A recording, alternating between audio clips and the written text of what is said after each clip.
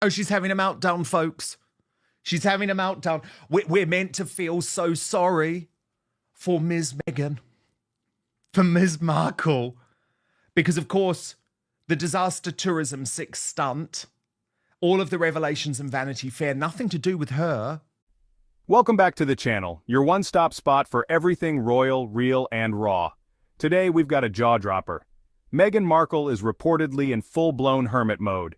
And yes, there are claims she's even yelling at Prince Harry behind closed doors. Nothing to do with her. Of course not. It's all our fault. So this is the latest reporting, the latest exclusive from Radar Online that are doing some really, really good stuff, saying that Meghan Markle has now gone into hermit mode, describing her as wounded after she was slammed about that repulsive photo op. So let me take you through it. RadarOnline.com can reveal that she has told pals that she and her husband, Prince Harry, don't deserve the backlash for helping out at a Los Angeles soup kitchen. A source close to the couple said, yet in pursuing that goal, she's found herself at the receiving end of harsh treatment. Harry has reassured her of his pride in her actions and advised her to take a step back and not let it get to her. Still, it weighs on them. Rather than retreating from the situation, they opted to journey 2 hours into the heart of the fire zone to volunteer at the World Central Kitchen.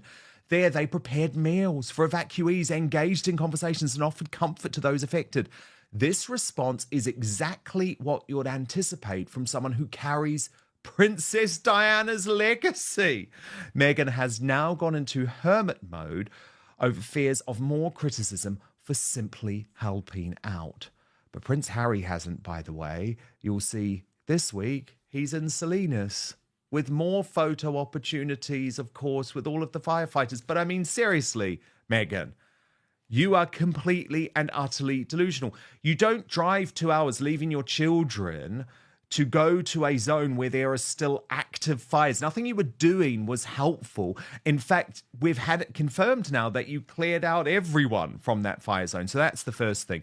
But in fact, if we just take a look at the macro of this, what's so shocking is that Meghan believes yet again that she is the victim. She is the one at the receiving end of the harsh treatment, even though it's her staff who are in therapy, as Vanity Fair confirmed. Royal biographer Angela Levin has stepped into the spotlight again, and what she's revealing has sent shockwaves through the royal watching world. This isn't just gossip. This is PR chaos, royal strain, and maybe even a crumbling empire in the making. Let's break it all down. It all started with what was supposed to be a heartfelt trip into a wildfire zone in California. But perhaps the most egregious of all of this pushback from Meghan Markle is that she genuinely believes that she is carrying Princess Diana's legacy. And that is just so offensive to anyone who knows anything about Princess Diana, because this woman is no Princess Diana. But joining me to respond to Meghan's PR pushback, Prince Harry's biographer, Angela Levin. So, Angela, do you feel like poor old Meghan is the victim in all of this and she was just trying to do the right thing and yet again she was mistreated terribly, Angela? You've asked me a lot about this and I absolutely say the same thing every time, no. But I can tell you that I was one of the first who realized that she was very two-faced. And this took place 4 days after they'd got engaged. So she'd come over to London and they were going on an engagement to Nottingham. I went along as well. And I thought for half an hour, she was absolutely wonderful. She talked to the people so easily. It was pouring with rain. It was freezing cold. And she sort of said, oh, how kind of you, how nice of you, all that. I thought, my goodness, Harry's a lucky man. And after that, they went inside where all the senior people were there. And it was a talk about AIDS, okay? So Yes. they were on a stand and they started walking up. And she, as she has done ever since, pushed Harry out the way because she wanted to go first. Now, they'd only just got engaged. She had no experience of being a royal. And she went up there and she shook hands with them and she tried to be charming. I had my mouth wide open because it was a then, and still should be really, a rule that the royal goes first. You don't do that. And she did that. Harry looked a bit odd, and she kept trying to hold his hand, and he didn't want that. He kept putting it behind his back because he didn't think it was the right thing to do if someone's talking about AIDS and you haven't known them before. I mean, it was so gross. And I thought to myself, oh no, she's a disaster because she's so two-faced that she couldn't even be polite when she knew nothing. The first time she's ever done anything like that. And it had to be her out in front. And that was the beginning of her taking no notice of what you did when you were royal. And that's how it's began as soon as possible. And that's how it's continued. You know, it's all about her. And she has felt that she was going to be absolutely unbelievably wanted. You know, this woman from the world who none of us came anywhere near. I mean, the arrogance is beyond hope. But what she does, if she doesn't like something and if she's criticized, which she can't bear, I think she screams first and then she goes hiding. You know, she doesn't come out. And the next time she comes out, she always comes out with some new thing. But I don't think it will happen this time because it's huge. She's been hugely attacked here now, quite rightly so. I mean, could have been walking over dead bodies, you know, with the burning. Meghan and Harry drove 2 hours to volunteer, but the headlines didn't praise them. Instead, they were accused of disrupting actual relief efforts just to stage a photo op. Sources say emergency personnel had to clear out so the Sussexes could pose. What was meant to be a humanitarian gesture turned into a full-blown PR disaster. But nothing helped her because she had to do that. She was the one. It didn't matter about anything. And she stopped people working because she was there. I think they thought, well, perhaps we have to do this because she is a bit royal. She's not a bit royal. She's Meghan Markle. And she just has to behave in a way that is understood. But she's also got nowhere. This is the thing. She actually starts things thinking they're absolutely wonderful, not listening to any advice, but in the end, they don't work out. And that's because she doesn't listen because she hasn't got the experience.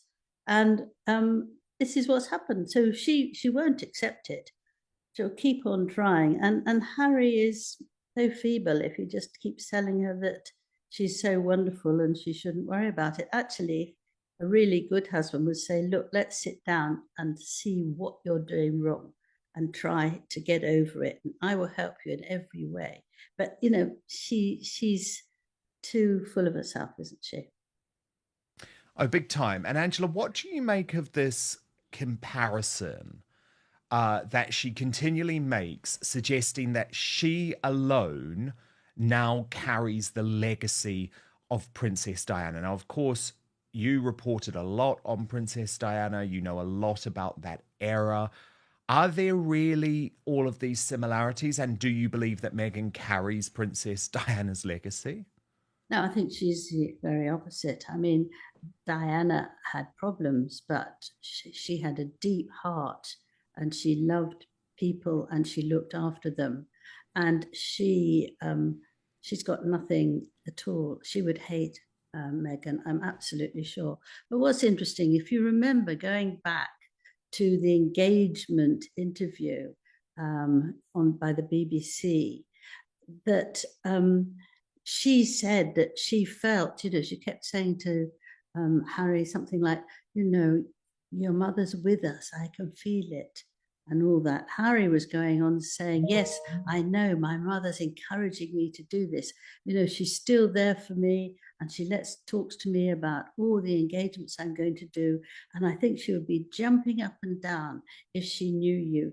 You know, you'd be absolutely best friends. And she was saying, yes, we would, yes, we would. And of course, she went to Diana's brother's place where she was being buried, and Meghan lay on the floor and whispered and tried to talk to Diana. Of course, she couldn't. And that was to please Harry. That was to show him that she was special. She put on Diana's perfume the first time they met because obviously she looked that up, and obviously she thought this would say to him, my goodness, you know, I'm even wearing her perfume. Nothing could be more perfect. But Harry actually took it for truth that it was like that. But of course not. She looked it up. She said she didn't do any investigation into him. Come on. She's meticulous about investigation. And that was nothing. So she's just done that because initially it was to keep him doing everything she wanted. And now, I mean, he obviously still loves her if he keeps saying, well, you know, don't worry about it, it's all fine. Actually, he would love her more if he did sit down and say, let's go through these things. But he won't because he's scared. For years, the US media gave Meghan Markle a soft landing. That's changing fast. The Vanity Fair piece revealed a lot. Allegations of staff being driven to therapy, stories of a toxic work environment, and a palace made of PR, not people. Angela Levin says the tide is turning. Hollywood's done playing along. Even the woke elite are stepping back. The narrative is collapsing. I mean, he doesn't seem to love her, Angela, when you look at the body language. And what's so interesting is so many of these briefings may well be coming from Team Meghan. But what I found particularly tone deaf is Harry was just out again. Another photo opportunity, Angela, did you see, with the firefighters this time? So in fact, they never listen to criticism. Actually, do you know what people want from Harry and Meghan at the moment in Los Angeles, Angela? They want money. That is what they want. Harry, you've just won your £10 million minimum. That's what they want. They want money. They do not want you constantly disturbing first responders and constantly using the LA wildfires, which, by the way, are still raging, Angela, and are still out of control in lots of areas. This is not a situation which is over. It is still an absolutely critical situation. And that's what they want. But these guys are so tone deaf. And of course, we learned it all, didn't we, from the Vanity Fair article? The staff members become so bullied that they are too afraid to actually deliver any sort of home truths. Yes, but when I say he loves her, it's not like a normal thing because he goes off now and he looks very sullen when we see them together. But it's a thing that he can't tear himself away. I mean, I think you all know some people where you realize that it's a totally wrong relationship, but you can't get over it. There's something there that actually draws you. In the end, you do, but people then take ages. I know loads of women like that, you know, and men. It takes ages for them to recover from it because they do still miss them, but they know that it's wrong. And I think that's what he's in, this terrible mess. So he doesn't know where he is. I think he went back because she was probably screaming at him and he didn't know what else to do. But he didn't listen, and he should have listened. And that's, you know, appalling, really. It's absolutely appalling because he would know that the royal family don't go somewhere that they're then a nuisance and people then deal with them rather than actually the absolutely important things that they need to handle.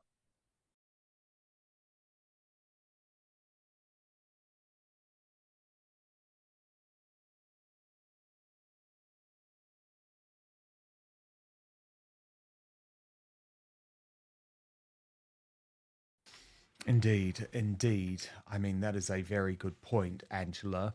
But I mean, yeah, I just think the fact that perpetually they continue to try and present themselves as victims is totally tone deaf to the narrative change in America. Even the wokerati, even the Hollywood folk, they're done. They are done. Like, people have come around. There's been such a big change going on, Angela. I think there's a huge change, and I think maybe that's why she's hiding away, because she doesn't know what on earth to do. I mean, she's not going to do that cookery thing, and I think that, you know, she was the next thing she was going to do is about the jewels, on the royal jewels. And I think people will hit the roof if she starts doing that. So that's not going to be a good idea, I'm sure. And they're lost. They're completely and utterly lost. And if they're going to be thrown out of America, then that's going to be even worse, isn't it? Indeed. We'll get to that later. Yeah, well, I mean, someone who's not at all lost this week, Angela, is Prince William, who had another very confident appearance. I mean, he really just has come into his own, and he's playing football, and he's very beloved, and he's looking very good and quite trendy. But you've got news, Angela, as to his new movements, which are quite a bit of a political one for him. Yes, well, he's going to lead the nation in commemorating the Holocaust Memorial Day. The King is going to Auschwitz, and he's delivering a service in London's Guildhall. So it'll be attended by survivors and guests from around the world. And both he and Catherine are very keen to do this. Catherine was there last year, and I don't think she might come, but I don't think she will. And it's marvelous that he would do that and say how terrible it's all been and talk about anti-Semitism in a way that is comforting. And Queen Camilla's done the same thing. Yesterday at lunchtime, she talked to 700 people about the Anne Frank Trust. She's the first royal patron of that.